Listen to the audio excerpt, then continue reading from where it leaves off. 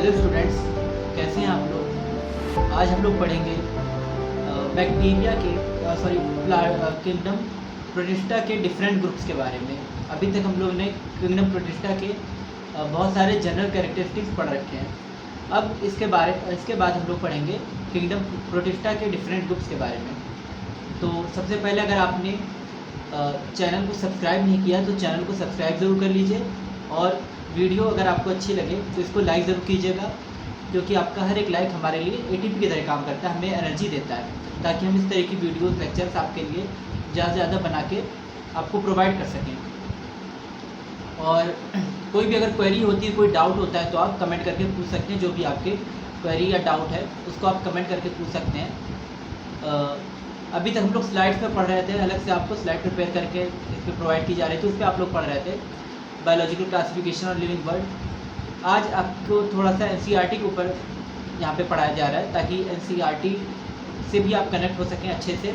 वो सब चीज़ें भी एनसीईआरटी का पूरा मटेरियल था, लेकिन यहाँ पे डायरेक्ट एक एनसीईआरटी का आपको दिखाया जा रहा है, कि ताकि आपको जो एक कन्फ्यूज़न एक रहती है, एक परेशानी रहती है कि एनसीईआरटी नहीं हो पा रही है, तो वो चीज़ भी आपकी प्रॉब्लम दूर हो जाए। इसलिए आज एनसीईआरटी से डायरेक्ट इस चीज़ को कवर करेंगे हम लोग, बैक्टीरिया के क्लासिफिकेशन, जो प्रोटिस्टा है, किंगडम प्रोटिस्टा के क्लासिफिकेशन के बारे में, यानी इसको किस किस ग्रुप में डिवाइड किया गया है किंगडम प्रोटिस्टा को। हम लोग जानते हैं किंगडम प्रोटिस्टा जो होते हैं, ये प्रोटिस्टा भी होते हैं प्रोटिस्टा, तो इनको ये वाटर में रहते हैं, ठीक है। मोस्टली जो होते हैं एक्वाटिक होते हैं, और डिफरेंट टाइप से ये मूवमेंट शो कर रहे होते हैं, ठीक है। और इनमें न्यूट्रिशन जो होता है वो डिफरेंट टाइप का होता है, इनको मीजोट्रॉफिक भी बोलते हैं, क्योंकि अलग अलग टाइप के न्यूट्रिशन दिखा रहे होते हैं। अब इनका नेचर भी अलग होता है, कुछ प्रोटिस्टा प्लांट के जैसे होते हैं, कुछ जो है एनिमल्स के जैसे होते हैं, और कुछ प्रोटिस्टा जो है फंगस के जैसा नेचर शो कर रहे होते हैं। तो इनको अलग अलग ग्रुप में रखा जाता है। किंगडम प्रोटिस्टा में ऐसे लिविंग ऑर्गेनिज्म आते हैं जो क्या है कि अलग अलग उस टाइम पे जब किंगडम प्रोटिस्टा बनाया गया, तो उसमें हर ग्रुप के सिंगल सेल्ड ऑर्गेनिज्म को, सिंगल सेल्ड स्ट्रक्चर को इसमें रख दिया गया किंगडम प्रोटिस्टा में। तो इसलिए हमने पढ़ा था कि किंगडम प्रोटिस्टा को dustbin of the plant kingdom भी कहा जाता है। अब इस किंगडम प्रोटिस्टा में जो सबसे पहला ग्रुप है क्राइजोफाइट्स, ठीक है। तो इसके बारे में लोग पढ़ते हैं क्राइजोफाइट्स के बारे में। क्राइजोफाइट्स जो होते हैं ये ऑटोट्रॉफिक होते हैं, यानी ये अपना फूड जो है ये खुद से बना लेते हैं, ठीक है। इसमें क्राइजोफाइट्स में डायटम्स और डेस्मिड्स ये सब चीज़ें इसमें आती हैं क्राइजोफाइट्स में। This group includes diatom and golden algae. First line इसकी लिखी हुई क्राइजोफाइट के बारे में कि इस ग्रुप में डायटम्स और गोल्डन एल्गी यानी डेस्मिड्स आते हैं, ठीक है। They are found in fresh water as well as in marine environment. तो मैरीन इन्वायरमेंट भी होते हैं, सी वाटर में भी होते हैं, और फ्रेश वाटर में भी होते हैं, साफ पानी में भी होते हैं, यानी रिवर्स या पॉन्ड्स में भी देखने को मिलेंगे, और सी और ओशन में भी देखने को मिलेंगे। दे आर माइक्रोस्कोपिक, बहुत छोटे होते हैं, इनको हम डायरेक्ट अपनी नेकेड आई से नहीं देख सकते। तो इसके लिए हमें क्या करना पड़ता है कि हमें माइक्रोस्कोप का यूज़ करना पड़ता है। कल बताया था आपको कि प्रोटिस्टा को देखने के लिए हम वाटर का सैंपल लेते हैं, उसको माइक्रोस्कोप में जब हम लोग रखेंगे तो उसमें अगर प्रोटिस्टा प्रेजेंट है तो हमें दिखाई दे जाएंगे, ठीक है। इसके लिए हमें माइक्रोस्कोप का यूज़ करना पड़ेगा। And float passively in water currents plankton, ठीक है। ये चीज़ भी कल क्लियर करा दी गई थी कि जो ज़्यादातर प्रोटिस्टा होते हैं ये वाटर करंट के साथ फ्लो करते रहते हैं, पैसिवली फ्लो करते हैं, खुद से मूवमेंट नहीं शो कर रहे होते हैं, बल्कि जहाँ जहाँ बहता है पानी साथ साथ में ये बह रहे होते हैं उसी के साथ, ठीक है। Most of them are photosynthetic, ज़्यादातर फोटोसिंथेटिक होते हैं, अपना फूड खुद से प्रिपेयर कर लेते हैं। In diatoms the cell walls form two thin overlapping shell, ठीक है। तो एक के ऊपर एक शेल इनके ऊपर डाइएटम्स में देखने को मिलती है, ऊपर एक शेल और नीचे एक शेल। इस तरह से दो शेल जो होती है डाइएटम्स पे देखने को मिलती है, ठीक है, यानी कवरिंग देखने को मिलती है। Which fit together as in a soap box. तो एक ऐसा रहता है साबुनदानी, जैसे एक साबुनदानी होती है उसमें साबुन रखा जाता है, ठीक है। इस तरह की एक साबुनदानी होती है, इस तरह की लगभग, तो उसमें साबुन रखते हैं। तो उसी तरह से ये भी होते हैं साबुनदानी जैसे, जिसमें साबुन रखा जाता है, ठीक है। तो उसी तरह से इनका स्ट्रक्चर दिख रहा होता है क्राइजोफाइट्स का। The walls are embedded with silica and thus the walls are indestructible. अब इनके जो वॉल्स होती हैं, ठीक है, उसमें सिलिका का डिपोजिशन होता है, बहुत हार्ड मटीरियल होता है इनका जो वॉल है, तो इसलिए इजीली ब्रेक नहीं हो पाता, इसके रिमेन्स बचे रह जाते हैं, ठीक है। भले ये क्राइजोफाइट डेड हो जाए, ये ऑर्गेनिज्म डेड हो जाए, लेकिन इनके जो रिमेन्स हैं, जो इनके अवशेष हैं, वो चीज़ें बची रह जाती है, क्योंकि ये क्या होता है कि इनडिस्ट्रक्टिबल होता है। Thus diatoms have left behind large amount of cell wall deposits in their habitat. Diatoms जो होते हैं ये अपने पीछे जो है बहुत ज़्यादा अमाउंट में सेल वॉल का ये डिपॉजिट छोड़ जाते हैं, क्योंकि इनकी सेल वॉल, इनका स्ट्रक्चर, शेल वगैरह ये क्या डिस्ट्रॉय नहीं होता है, तो वहाँ पे इकट्ठा होता रहता है, एक्यूमुलेट होता रहता है. This accumulation over billions of year is refer to as diatomaceous earth. तो उसको डायटमेशियस अर्थ बोलते हैं ना, यानी वो एक सॉइल जो है वो डायटम के शेल से भर जाता है, सिलिका से भर जाता है, तो उसको हम डायटमेशियस अर्थ बोलते हैं. ओशन का फ्लोर जहाँ पे ये डेड हो रहे हैं, जब डायटम्स क्राइजोफाइट जब मर रहे हैं, तो वहाँ पे जब वो डेड हो जाएंगे तो उनका शेल इकट्ठा होता जाएगा, जैसे कहीं को कूड़ा इकट्ठा होने लगता है, ढेर लग जाता है. उसी तरह से ये जब इकट्ठा होता जाएगा वहाँ पे सॉइल पे, तो सॉइल जो है काफ़ी हार्ड हो जाएगी वहाँ पे, तो उसको हम बोलेंगे diatomaceous earth. Being gritty, this soil is used in polishing, filtering of oils and syrup.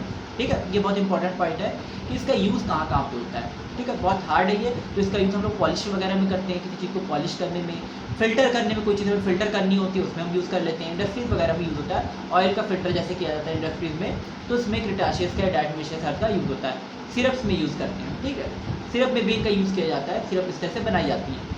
Diatoms are the chief producer in the ocean. Diatom को चीफ प्रोड्यूसर भी बोलते हैं ओशन में, ये चीफ प्रोड्यूसर होते हैं. सबसे ज़्यादा फोटोसिंथेसिस ये क्राइजोफाइट्स में डायटम्स कर रहे होते हैं, तो उनको चीफ प्रोड्यूसर भी बोला जाता है ओशंस का. तो इस तरह से क्राइजोफाइट के पॉइंट क्लियर होते हैं कि क्राइजोफाइट में क्या क्या चीज़ होती है. अच्छा, अगर आपने अभी तक पिछले के लेक्चर्स नहीं देखे हैं तो इस चैनल पे जो है पीछे के लेक्चर्स बायोलॉजिकल क्लासिफिकेशन के, किंगडम मोनेरा, किंगडम प्रोटिस्टा, इन सबसे रिलेटेड, और किंगडम प्रोटिस्टा के जनरल कैरेक्टरिस्टिक्स, और अगर फर्स्ट चैप्टर की बात करें लिविंग वर्ल्ड, उसके लेक्चर्स और उसकी प्रैक्टिस PYQ. ठीक है, PYQ के प्रैक्टिस सेशंस ये सभी पड़े हुए हैं, तो आप वहाँ से देख सकते हैं. यानी चैनल पे आप जब जाएंगे, ठीक है, इस चैनल को सब्सक्राइब करेंगे और इसकी प्लेलिस्ट में जब देखेंगे तो आपको सारे लेक्चर्स अवेलेबल मिलेंगे. तो एक बार उनसे भी गो थ्रू कर लीजिएगा ताकि आपके कॉन्सेप्ट अच्छे से क्लियर हो जाए. इसके बाद हम लोग बात करते हैं कि क्राइजोफाइट में हम क्या क्या देख रहे हैं कि इसमें डायटम्स हैं, गोल्डन एल्गी, डेस्मिड्स हैं, फ्रेश वाटर में होते हैं और मैराइन वाटर्स में भी होते हैं. माइक्रोस्कोपिक यानी बहुत छोटे छोटे होते हैं, और पैसिवली फ्लो कर रहे होते हैं, जहाँ जहाँ वाटर फ्लो करेगा उसके साथ फ्लो करेंगे. शेल होती है इनकी बॉडी पे. ठीक है, और ये शेल इंडिस्ट्रक्टिबल होती है, यानी ये डिस्ट्रॉय नहीं होती, जल्दी इकट्ठा होती रहती है ओशन के फ्लोर में. जिस तरह से वहाँ पे एक डायटमेशियस अर्थ बन जाती है, वहाँ का बहुत हार्ड सॉइल हार्ड बन जाती है, इसको डायटमेशियस अर्थ बोलते हैं. और ये जो सॉइल होती है इसका यूज़ हम लोग पॉलिशिंग में कर सकते हैं, ऑयल की फिल्ट्रेशन में कर सकते हैं, सिरप में कर सकते हैं. डायटम्स चीफ प्रोड्यूसर होते हैं क्योंकि अपना फूड खुद से बना रहे होते हैं. नेक्स्ट हम लोग इसके बाद बात करते हैं, यहाँ पे एक आपको डायग्राम भी यहाँ पे दिया है डायटम्स का, यहाँ पे अवेलेबल नहीं है वैसे, दूसरी इसकी स्लाइड्स बनाई जाएंगी तो उसमें NCERT में से इसका डायग्राम नहीं दिया हुआ है, तो इतना इंपॉर्टेंट भी नहीं है. NCERT के ज़्यादा जो NCERT में जो डायग्राम वो ज़्यादा इंपॉर्टेंट है. ठीक है, लेकिन फिर भी कोशिश की जाएगी कि इसकी आपको इसका डायग्राम प्रोवाइड किया जाए क्राइजोफाइट्स का. नेक्स्ट हम लोग बात करते हैं डायनोफ्लैजिलेट्स की, कि डायनोफ्लैजिलेट्स क्या होते हैं. These organisms are mostly marine and photosynthesis. यहाँ पर बगल में आपको डायग्राम देखने को मिल रहा है, ब्राउन ब्राउन सा जो है. ठीक है, ये क्या है आपका डायनोफ्लैजिलेट, इसका आपको फ्लैजला देखने को मिल रहा है. इसकी खासियत होती है इसमें 2 फ्लैजला होते हैं. ठीक है, इसमें कितने होते हैं फ्लैजला? 2 फ्लैजला होते हैं. ठीक है, डायनोफ्लैजिलेट्स में 2 फ्लैजला, एक ही आपको लंबा लंबा फ्लैजला देखने को मिलेगा, और ये एक लंबा लंबा फ्लैजला जो है यहाँ पे, और एक फ्लैजला है ये गोल वाला ऊपर. ठीक है, ये जनरली दिखाई नहीं देता है, उसके नेक में लिपटा होता है यहाँ पे. तो ये 2 फ्लैजला होते हैं, एक लॉन्गिट्यूडनल होता है, एक सर्कुलर स्टेप से हॉरिजॉन्टली लिपटा हुआ होता है. तो ये 2 तरह के फ्लैजला देखने को मिलते हैं. ठीक है, इसमें 2 तरह के फ्लैजला आपको देखने को मिलेंगे.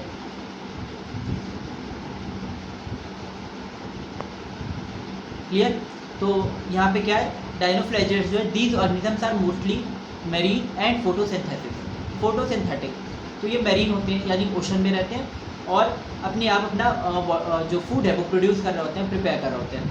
दे अपेयर येलो दिखते हैं. ठीक है, ग्रीन, ब्राउन, ब्लू और red depending on the main pigments present in their cell.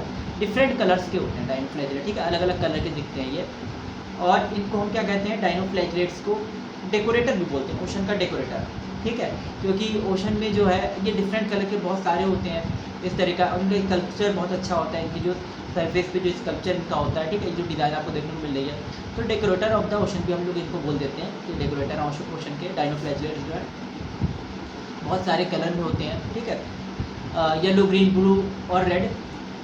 The cell wall has stiff cellulose plates on the outer surface, यानी इसकी सेल वॉल में सेलुलोज की प्लेट्स होती हैं। यहाँ पे आपको डिफरेंट प्लेट्स देखने को मिलेंगी, सेलुलोज की यहाँ पे प्लेट्स हैं। इसको जैसे हम ड्रॉ करें तो ये जो आपको देखने को मिल रही है ये चीज़ है, ठीक है, ये सेलुलोज की डिफरेंट प्लेट्स हैं, एक एक प्लेट है सेलुलोज की। तो ये चीज़ में देखने को मिलती है सेलुलोज की प्लेट होती है, ठीक है।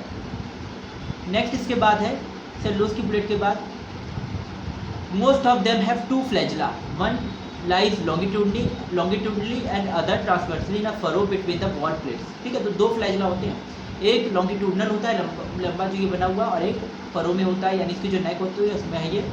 तो दो फ्लैजिला इस तरह से है।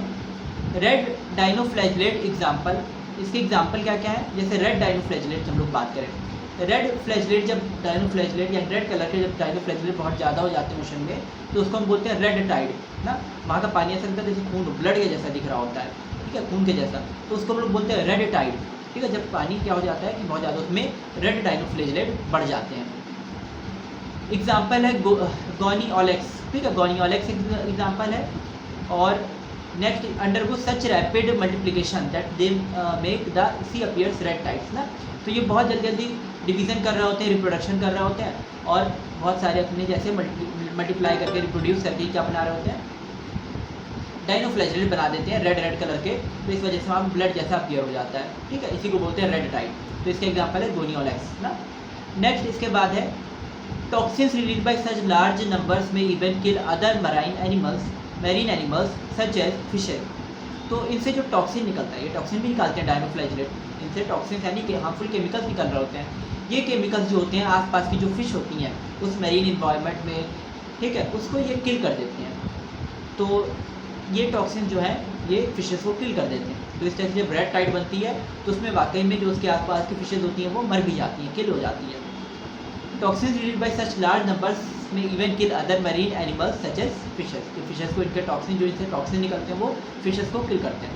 इस तरह से हमने डाइनोफ्लैजिलेट्स के बारे में पढ़ा कि डाइनोफ्लैजिलेट्स क्या होते हैं, ये मैरीन होते हैं, फोटोसिंथेटिक है, यानी सी में है, ओशन में, और अपना फूड खुद प्रिपेयर कर रहे हैं। Yellow, green, brown, red different colour के हो सकते हैं, और इनमें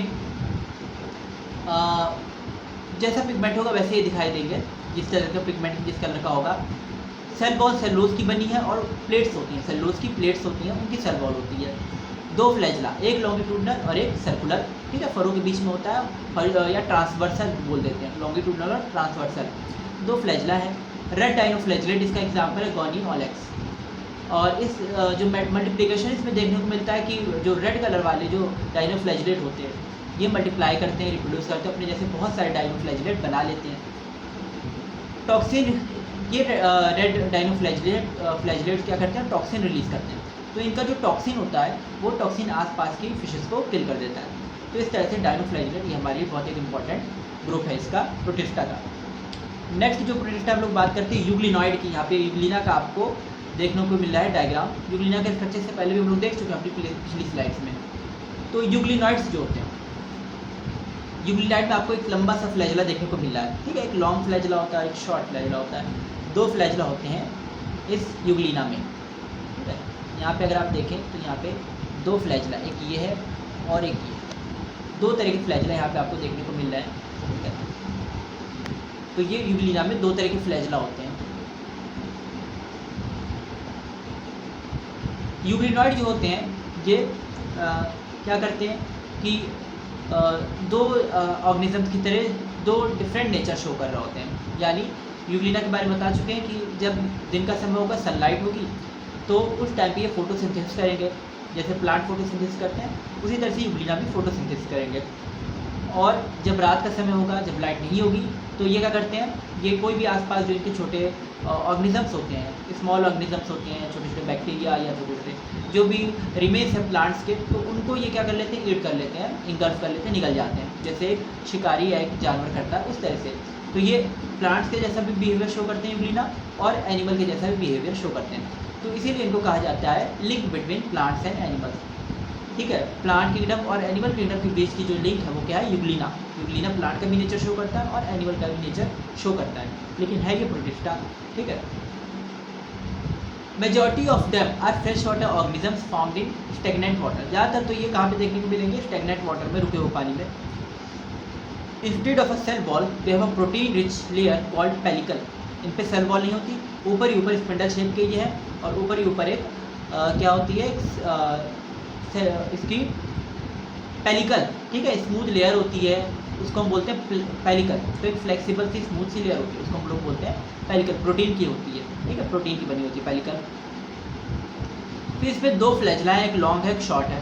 ठीक है, दो फ्लैजला देखने को मिलते हैं। They are photosynthesis in the presence of sunlight. Sunlight के प्रेजेंस फोटोसिंथेसिस होते हैं, यानी अपना फूड खुद प्रिपेयर करते हैं। When deprived of sunlight they behave like heterotrophs. जब सनलाइट नहीं होगी तो ये हेटेरोट्रॉफ्स के जैसे वर्क करेंगे, यानी एनिमल से या दूसरे ऑर्गेनिज्म से अपना फूड ऑब्टेन करेंगे।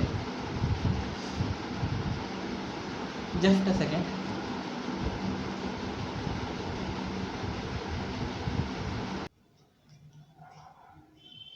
इसके बाद है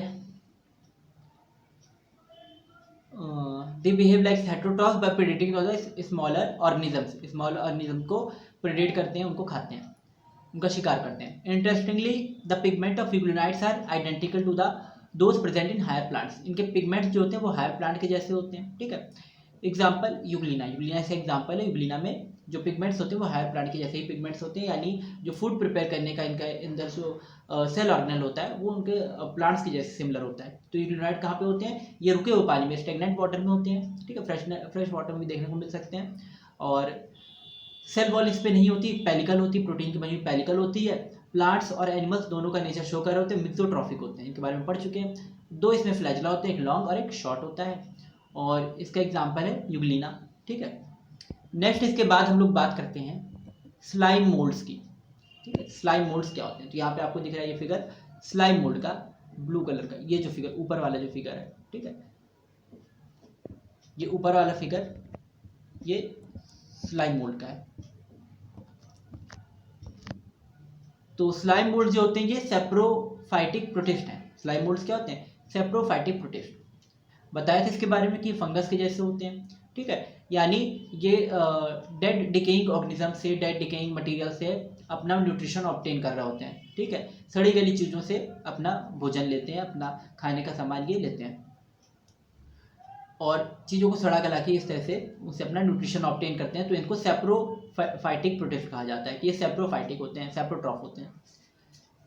the body moves along decaying twigs and leaves engulfing organic material. Under suitable conditions, they form an aggregation called plasmodium, which may grow and spread over several feet. ठीक है, जब suitable condition होती है तो ये बहुत बड़े बड़े क्या बना लेते हैं, प्लाज्मोडियम बना लेते हैं। प्लाज्मोडियम जैसे स्ट्रक्चर बहुत लंबे लंबे से बना लेंगे। ठीक है, और जब अनफेवरेबल कंडीशंस होंगी तो प्लाज्मोडियम जो होती है उसमें फ्रूटिंग बॉडीज बनती हैं और स्पोर्स बनते हैं। तो ये सब चीज़ें बनती हैं प्लाज्मोडियम में, यानी जो इन्होंने स्ट्रक्चर बनाया था मिलके आपस में एग्रीगेट करके। ठीक है, तो उसमें क्या है कि जब अनफेवरेबल कंडीशन होगी तो उसमें स्पोर्स बनेंगे और फ्रूटिंग बॉडीज़ बनेंगी, स्पोर्स बनेंगे। जैसे फंगस में फ्रूटिंग बॉडीज़ वगैरह बनती हैं, इसमें भी हमें स्लाइम मोल्ड में इन प्रोटिस्ट में भी देखने को मिलता है कि फ्रूटिंग बॉडी और स्पोर बन रहे होते हैं। स्पोर पे एक ट्रू वॉल्स होती हैं। ठीक है, एक ट्रू वॉल होती है, एक हार्ड वॉल होती है। They are extremely resistant, survive for many years, और बहुत साल तक ये सर्वाइव कर सकते हैं, क्योंकि वो स्पोर जो होते हैं बहुत, एंडोस्पोर का भी एक एग्जांपल दिया था। ठीक है, कुछ इसी तरह का ये स्ट्रक्चर है। तो इसमें वॉल जो होती है इसकी बहुत थिक होती है, इस वजह से बहुत हाई टेम्परेचर का या बहुत हाई पीएच का या बहुत सॉल्टी जो मीडियम होते हैं तो उसका भी इस पर कोई असर नहीं पड़ता है, ये सर्वाइव कर जाते हैं, जीवित रह लेते हैं। The spores are dispersed by air currents. ठीक है, इनके जो स्पोर्स हैं वो एयर करंट से डिफरेंट जगहों पे फैल रहे होते हैं, यानी इस तरह से रिप्रोडक्शन करते हैं अपनी। जब सूटेबल कंडीशन आती है तो एयर करंट के साथ, हवा के साथ उड़ के स्पोर जगह जगह चले जाते हैं और वहाँ पे फिर से स्लाइम मोड बना लेते हैं। तो इस तरह से रिप्रोडक्शन भी कर लेते हैं कि जब अनफेवरेबल कंडीशन होती है तो ये प्लाज्मोडियम बनाते हैं, उस पर फ्रूटिंग बॉडीज बनती हैं और स्पोर्स बनते हैं। और जब फेवरेबल कंडीशन आती है तो वो स्पोर्स और फ्रूटिंग बॉडीज जो होते हैं वो स्प्रेड हो जाते हैं, हवा से स्प्रेड हो जाते हैं, नई नई जगहों पे चले जाते हैं और स्लाइम मोल्ड्स यानी इसका जो है यंग वन बना लेंगे, स्लाइम मोल्ड बना लेंगे। और इसमें स्पोर पे ट्रू वॉल होती है, ठीक है। ट्रू वॉल्स होती हैं, यानी कि ये क्या होती हैं, बहुत हार्ड वॉल्स होती हैं, और इसको ये रेजिस्टेंट करती है, सर्वाइव करती है बहुत लंबे टाइम तक, इसको बचा के रखती है डिफरेंट वेदर कंडीशन से। नेक्स्ट हम लोग बात करते हैं प्रोटोजोन्स की। प्रोटोजोन जैसे यहाँ पे एग्जांपल एक बना हुआ है पैरामीशियम का, अमीबा पैरामीशियम ये सब प्रोटोजोआ में आते हैं, और ये सिलिया से में मूवमेंट देखने को मिलता है। प्रोटोजोआ में जो मूवमेंट होता है वो सिलिया से या सूडोपोडिया से डिफरेंट तरह से इसका देखने को मिल सकता है मूवमेंट। तो इनको इस बेसिस पे हम डिफरेंट ग्रुप में भी डिवाइड करते हैं प्रोटोजोआ को। All protozoans are heterotrophs and live as predators or parasites. जितने भी प्रोटोजोआ हैं ये हेट्रोट्रॉफ्स होते हैं, ठीक है, यानी दूसरे पे डिपेंड करते हैं अपने फूड के लिए, दूसरे को मार के या किसी दूसरे लिविंग ऑर्गेनिज्म को इंगल्फ करके उसको निगल के अपना ये फूड ऑब्टेन करेंगे। लिव एज प्रेडेटर्स और पैरासाइट, प्रेडेटर की तरह से भी हो सकते हैं पैरासाइट, यानी पैरासाइट क्या होते हैं कि किसी के ऊपर रहेंगे और उनसे अपना न्यूट्रिशन ऑब्टेन करेंगे, उनको चूसेंगे। जैसे जो हम लोग के जो बच्चे होते हैं, ठीक है, तो बच्चों के पेट में जब मिट्टी में बहुत ज़्यादा खेल रहे होते हैं तो कीड़े पड़ जाते हैं बच्चों के पेट में, ठीक है। तो वो क्या करते हैं कीड़े कि उनका ब्लड सक कर रहे होते हैं, न्यूट्रिशन ऑब्टेन करते हैं, और बच्चों में डिसीज जैसी देखने को मिलती है, ठीक है, माल न्यूट्रिशन या डिफरेंट डिसीजेज हो जाती हैं। तो इसी तरह का ये पैरासिटिक प्रोटोजोआ कुछ करते हैं हम लोग के साथ, ठीक है, यानी जिस भी लिविंग ऑर्गेनिज्म में ये रहेंगे उसमें ये डिसीज कर देते हैं। और प्रेडेटर होते हैं, यानी दूसरी चीज़ों को निगल लेंगे, ठीक है, जो इनसे छोटे छोटे ऑर्गेनिजम्स होंगे उनको ये निगल लेंगे। They are believe to be primitive relatives of animals, ठीक है, इनको प्रिमिटिव रिलेटिव कहा जाता है एनिमल्स का। तो आपको याद रखना है कि प्रोटोजोआ को क्या कहा जाता है, एनिमल का प्रिमिटिव रिलेटिव, क्योंकि माना जाता है कि प्रोटोजोआ से ही एनिमल किंगडम में इवोल्यूशन हुआ है, ठीक है। There are 4 major groups of protozoans, 4 major group है यहाँ पे प्रोटोजोन के। पहला ग्रुप है अमीबॉइड, दूसरा है फ्लैजिलेटेड, तीसरा है सिलिएटेड, और फोर्थ है स्पोरोजोन्स। तो ये 4 ग्रुप हैं, इनके मूवमेंट के बेसिस पे इनको डिवाइड किया गया है, ठीक है। तो सबसे पहला ग्रुप देखते हैं हम लोग अमीबॉइड प्रोटोजोन। अमीबॉइड प्रोटोजोन जो होते हैं ये प्रोटोजोआ अमीबा की हेल्प से मूवमेंट करते हैं, ठीक है, सूडोपोडिया की हेल्प से ना, अमीबॉइड प्रोटोजोआ नाम है, ये सूडोपोडिया की हेल्प से मूवमेंट करते हैं। और इसके एग्जांपल अमीबा है, ठीक है, अमीबा इसका एग्जांपल है। तो अमीबा वगैरह इसमें आता है, और एंट अमीबा वगैरह इसमें आता है। तो अमीबा जैसी स्पीशीज, डिफरेंट स्पीशीज इसमें आती हैं, पैरासिटिक स्पीशीज भी इसमें आती हैं। ये फ्रेश वाटर, सी वाटर और मॉइस्ट सॉइल में देखने को मिलते हैं, साफ पानी में, ठीक है, या समुद्र के पानी में, ठीक है, ओशन में, सी में, या कोई अगर मिट्टी है नम है ना, बारिश के बाद जैसी मिट्टी हो जाती है, मॉइस्ट हो जाती है सॉइल, तो उस तरह की सॉइल है, दलदली इलाका है कोई, ठीक है, मार्शी प्लेस है, मॉइस्ट सॉइल है वहाँ की। तो इन जगहों पे देखने को मिलेंगे amoeboid protozoans. They move and capture their prey to putting out pseudopodia as in amoeba, ठीक है, ये अपने प्रे को पकड़ते हैं, कैप्चर कैसे करते हैं, अपने बाहर सूडोपोडिया बना लेते हैं, ठीक है, वो सूडोपोडिया बना लेंगे और उसकी हेल्प से अपने फूड पार्टिकल को इंगल्फ करते हैं। इसको फॉल्स फीड भी बोलते हैं सूडोपोडिया को। इसके बारे में हम लोग देख चुके हैं न्यूट्रिशन में जब हम लोग पढ़ रहे थे कि सूडोपोडिया जो होता है टेम्परेरी बनते हैं, इसलिए इनको फॉल्स फीड बोलते हैं, थोड़ी देर के लिए बनेंगे फिर ये डिसअपियर हो जाएंगे pseudopodia. Marine forms have silica cells on their surface, silica के शेल होते हैं, जो अमीबा सी वगैरह ओशन में होगा तो उस पर सिलिका के शेल होंगे, ठीक है।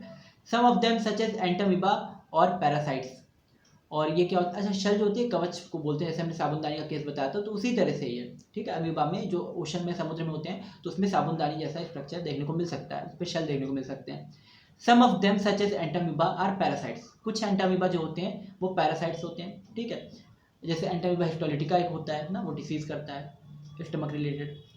नेक्स्ट है फ्लैजिलेटेड प्रोटोजोन्स, ठीक है, ऐसे प्रोटोजोआ जिसमें फ्लैजिला देखने को मिलता है तो इनको बोलते हैं फ्लैजिलेटेड प्रोटोजोन्स। जैसे यूग्लिना के बारे में हमने पढ़ा था, ट्रिप्नोसोमा के बारे में पढ़ते हैं, ठीक है, ट्रिप्नोसोमा फ्लैजिलेटेड प्रोटोजोन में आता है। The member of this group are either free living or parasitic, जैसे ट्रिप्नोसोमा है तो ये डिसीज कॉज कर रहा होता है, तो फ्री लिविंग भी होते हैं और कुछ डिसीज कॉजिंग या पैरासिटिक भी हो सकते हैं। दे हैव फ्लैजिला, इनमें फ्लैजिला मोशन के लिए होता है, मूवमेंट के लिए। अच्छा, अगर आपको हम फ्लैजिला के बारे में बता रहे हैं यहाँ पे, आप कमेंट करके जरूर बताइएगा कि फ्लैजिला में किस टाइप की अरेंजमेंट होती है, ठीक है, फ्लैजिला में जो इसके माइक्रोट्यूब्यूल्स इसमें होते हैं तो वो किस तरह की अरेंजमेंट होती है ना, जैसे यूकैरियोट्स में 9+2 होती है और प्रोकैरियोट्स में कैसी अरेंजमेंट देखने को मिलती है फ्लैजिला में। और फ्लैजिला किस चीज़ से बना होता है, कौन सा केमिकल होता है जो फ्लैजिला बनाता है, कौन सा प्रोटीन होता है जो फ्लैजेला बनाता है। तो इसके इन क्वेश्चंस के आंसर जरूर कीजिएगा कमेंट में। The parasitic forms cause disease such as sleeping sickness. Trypanosoma pallidum ये स्लीपिंग सिकनेस करता है, तो इसलिए जो है बहुत फेमस ये डिसीज़ है स्लीपिंग सिकनेस, अफ्रीका वगैरह में देखने को मिलती है सीसी फ्लाई से, इससे ये डिसीज़ अक्सर हो जाती है। तो स्लीपिंग सिकनेस में क्या होता है कि इंसान जब ये ट्रिपनोसोमा किसी वेक्टर से यानी किसी फ्लाई वगैरह पे, जब फ्लाई अगर ट्रिपनोसोमा से इन्फेक्टेड है कोई फ्लाई, ठीक है, कोई मक्खी है ट्रिपनोसोमा से इन्फेक्टेड है, कोई मच्छर है ट्रिपनोसोमा से इन्फेक्टेड है, तो वो जब किसी को बाइट करता है, ठीक है, या किसी पे वो बैठते हैं तो उसको भी वो डिसीज़ हो जाती है, ठीक है, उसके अंदर वो ट्रिपनोसोमा चला जाता है, एनिमल के अंदर या ह्यूमन के अंदर वो ट्रिपनोसोमा चला जाता है, और ये ट्रिपनोसोमा हमारे नर्वस सिस्टम को जो है डिस्टर्ब करता है, अफेक्ट करता है। तो इस वजह से एक सिकनेस सी हो जाती है, एक बीमारी सी हो जाती है, ठीक है, और बहुत ज़्यादा नींद आ रही होती है, चक्कर आ रहे होते हैं, इस तरह की डिसीज़ हो जाती है, नर्वस सिस्टम क्योंकि सही से काम नहीं करता, तो ये प्रॉब्लम हो जाती है। नेक्स्ट है सिलिएटेड प्रोटोजोआ। सिलिएटेड प्रोटोजोआ जो होते हैं ये एक्वाटिक होते हैं, यानी वाटर में रहते हैं, और इसमें 1000 ऑफ सिलिया होते हैं। सिलिया जो होती है बताया था आपको, ये बोर्ड के चप्पू जैसे होते हैं, पतवार ये चप्पू बोलते हैं, ठीक है, पेडल्स, तो उनकी तरह ये काम कर रहे होते हैं। They have a cavity gullet that opens to the outside of the cell surface, ठीक है, इनके गलेट में एक कैविटी होती है ना, यहाँ पे जैसे आप देखें सिलिएटेड प्रोटोजोआ में पैरामीशियम बना हुआ है, यहाँ पे आपको कैविटी दिख रही होगी, ठीक है, ये इसी को बोला गया गलेट में कैविटी, ये कैविटी बनी हुई है। तो इस तरह की कैविटी पैरामीशियम में देखने को मिलती है, यहीं से फूड इंटर करेगा, कोई भी फूड पार्टिकल होगा तो वो यहीं से अंदर जाएगा, ठीक है, इसके अंदर जाएगा, इंटर करेगा। तो ये चीज़ देखने को मिलती है इसमें सिलिएटेड प्रोटोजोआ में, और बहुत सारे सिलिया तो हैं ही। The coordinated movement of rows of cilia causes the water laden with food to be stirred into the gullet. ये अपने सिलिया की हेल्प से ये करंट बना देते हैं आसपास, इस तरह का एक जो है वाटर का फ्लो बना देते हैं कि फूड पार्टिकल खुद ब खुद उस वाटर के फ्लो में ट्रैप होके इनके गलेट तक आ जाता है, अंदर चला जाता है। तो एक तरह की करंट, एक तरह की भंवर बना देते हैं ना, जैसे कोई इंसान जब सी ओशन में जाता है और अगर वो भंवर में फंस जाए तो वो अंदर डूब जाएगा, ठीक है, तो उस तरह का कुछ ये भंवर एक तरह का बना देते हैं, करंट बना देते हैं, और वो खुद ब खुद क्या कर रहा होता है, फूड पार्टिकल जब उसमें आता है, उस भंवर में आता है, उस करंट में आता है, तो वो उसके गलेट में चला जाता है। इस एग्जांपल है पैरामीशियम, ठीक है, पैरामीशियम में सिलिया होते हैं, सिलिया इनके मूवमेंट में भी हेल्प कर रहा है और इनके न्यूट्रिशन ऑब्टेन करने में भी हेल्प कर रहा है। नेक्स्ट है स्पोरोजोआंस। स्पोरोजोआंस में हमें मूवमेंट नहीं देखने को मिलती, ठीक है, और बहुत ज़्यादा ये डेंजरस कैटेगरी है पैरासाइट्स, ये इनकी प्रोटिस्टा की बहुत ज़्यादा डेंजरस कैटेगरी है जो स्पोरोजोआंस है, ठीक है, मलेरिया वगैरह जो डिसीज़ है, प्लाज्मोडियम, ठीक है, तो ये प्लाज्मोडियम से होती है, प्लाज्मोडियम स्पोरोजोआ है, स्पोरोजोआ पैरासाइट है, स्पोरोजोआ प्रोटिस्टा है, और इसकी वजह से मलेरिया डिसीज़ हो जाती है। जब ये मलेरिया डिसीज़ होती है, ठीक है, तो इसकी वजह से ह्यूमन पॉपुलेशन बहुत ज़्यादा लॉस हो जाता है ह्यूमन पॉपुलेशन का, तो यहाँ पे मलेरिया डिसीज़ ये फैलाते हैं, और इसमें जो है includes diverse organism that have an infectious spore like stage in their life cycle, ठीक है, तो स्पोरोजोआ में हमें एक लाइफ साइकिल में इनकी स्टेज देखने को मिलती है स्पोर के जैसी, और ये इन्फेक्टिव स्टेज होती है, इन्फेक्शियस, ये आपको याद रखना है कि स्पोरोजोआंस की जो इन्फेक्शियस स्टेज कौन सी होती है, स्पोर जो ये बनाते हैं, ठीक है, स्पोरोजोइड्स हम बोलते हैं, ठीक है, तो वो स्पोरोजोइड्स या स्पोर जो होते हैं वो इन्फेक्शियस स्टेज होती है, इस पर भी क्वेश्चन आ चुका है एक बार नीट में, ठीक है, तो ये स्पोरोजोआंस पे आप ध्यान दीजिएगा कि यहाँ पे इन्फेक्शियस स्पोर बनाते हैं, ये स्पोरोजोइड्स बनाते हैं, प्लाज्मोडियम, और मलेरिया डिसीज़ करते हैं, तो ये बहुत इंपॉर्टेंट ग्रुप है इसका, प्रोटिस्टा का।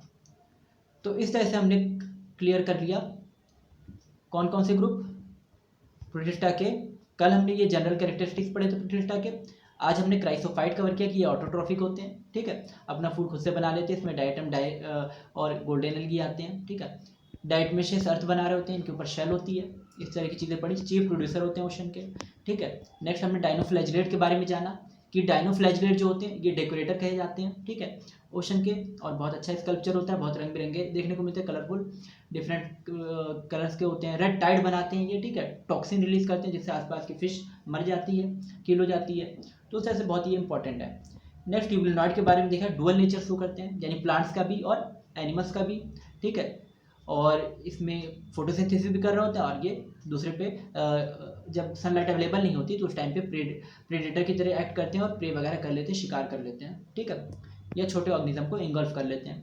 स्लाइम मोड के बारे में जाना कि ये फंगस के जैसे बिहेव करते हैं और अपना न्यूट्रिशन दूसरे जो लिविंग बींग है उनसे एब्जॉर्ब कर रहे होते हैं, ठीक है, या चीज़ों को सड़ा गला के उनसे अपना जो है न्यूट्रिशन ऑब्जॉर्ब कर रहे होते हैं। और ये प्लाज्मोडियम वगैरह बनाते हैं, स्पोर्ट्स बनाते हैं, बहुत टाइम तक स्पोर्ट्स सर्वाइव कर सकते हैं। फिर इसके बाद है प्रोटोजोन के बारे में जाना कि प्रोटोजोन जो होते हैं इनको क्या कहा जाता है, प्रिमिटिव रिलेटिव ऑफ एनिमल के पुराने संबंधी भी कहा जाता है इनको। और हेट्रोट्रॉफ्स होते हैं, हर तरह का न्यूट्रिशन ये जो है दूसरे ऑर्गेनिज्म से अपना न्यूट्रिशन लेते हैं। और प्रेडेटर्स भी हो सकते हैं, पैरासाइट भी, यानी डिसीज कॉजिंग भी हो सकते हैं। अमीबॉइड मूवमेंट के इसके अब मूवमेंट के बेसिस पे प्रोटोजोआ को अलग अलग पार्ट में डिवाइड किया। अमीबॉइड प्रोटोजोआ, ठीक है, जो फ्रेश वाटर में रहते हैं और सी वाटर में भी देखने को मिल सकते हैं और मॉइस्ट सॉइल में भी। और अमीबॉइड प्रोटोजोआ जो ये सूडोपोडिया की हेल्प से यानी फॉल्स फीड की हेल्प से ये मूवमेंट करते हैं। कुछ पैरासिटिक भी होते हैं, डिसीज कॉजिंग भी होते हैं। फ्लैजिलेटेड प्रोटोजोआ को देखा कि फ्लैजिला होता है, और फ्लैजिला होता है जैसे ट्रिप्नोसोमा, और डिसीज भी कर सकते हैं, पैरासिटिक भी हो सकते हैं। स्लीपिंग सिकनेस एक बहुत अफ्रीकन स्लीपिंग सिकनेस इसको कहते हैं, ठीक है, नर्वस सिस्टम से रिलेटेड डिसीज है, तो इस तरह की डिसीज कर रहे होते हैं। नेक्स्ट है सिलिएटेड प्रोटोजोन्स, ठीक है, जिसमें सिलिया देखने को मिलते हैं कि इसमें पूरी बॉडी में पैरामीशियम के सिलिया प्रेजेंट होते हैं, तो सिलिएटेड प्रोटोजोन्स में हमें सिलिया भी देखने को मिलते हैं। और इसका एग्जाम्पल पैरामीशियम है। सिलिएटेड प्रोटोजोन में सिलिएटेड प्रोटोजोन जो होते हैं वो इसमें जो सिलिया होते हैं वो पैडल्स के जैसे बोट में जैसे पैडल्स होते हैं, तो उस तरह से वो एक्ट करते हैं, ठीक, पतवार के जैसे, और इससे ये आगे बढ़ रहे होते हैं, सिलिएटेड प्रोटोजोन्स। इसके बाद है स्पोरोजोन्स। स्पोरोजोन्स जो है ये बहुत इंपॉर्टेंट ग्रुप है क्योंकि ये डिसीज़ करते हैं, ठीक है, बहुत ज़्यादा डेंजरस डिसीज़ करते हैं, मलेरिया वगैरह, ठीक है। तो प्लाज्मोडियम इसका एग्जांपल है स्पोरोजोन्स का, और इनकी इन्फेक्शियस स्टेज जो होती है, जो डिसीज़ करती है, वो है स्पोरोजोइट्स। तो इस तरह से हमने सारे इसके जो प्रोटिस्टा के अलग अलग ग्रुप्स थे वो आज कवर कर लिए, इसके बारे में हमने पढ़ लिया। नेक्स्ट लेक्चर में हम लोग किंगडम फंगस के बारे में पढ़ेंगे, ठीक है। और अगर आपने अभी तक चैनल को सब्सक्राइब नहीं किया है तो चैनल को सब्सक्राइब ज़रूर कर लीजिए, ताकि आगे आने वाले लेक्चर्स के अपडेट भी आपको टाइम पे मिल जाए। और कोई भी आपके डाउट रहते हैं, अभी भी अगर कोई डाउट है, अगर कोई चीज़ क्लियर नहीं हो पाई है, तो उस चीज़ को आप कमेंट में पूछ सकते हैं।